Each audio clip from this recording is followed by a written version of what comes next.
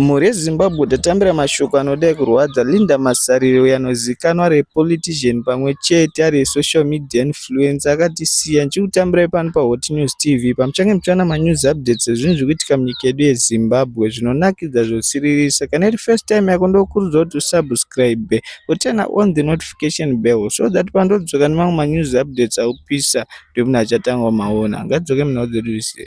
Second news update, mhuri yeZimbabwe inodai kusiririsa zvekare ndeyadhiraivha weNdrive anonzi Brian Nandana akaurayiwa neshamwari yake pamwe chete nekusvetwa ropa. Anochengetwa kuGlen Forest. Ngatione vhidhiyo notera.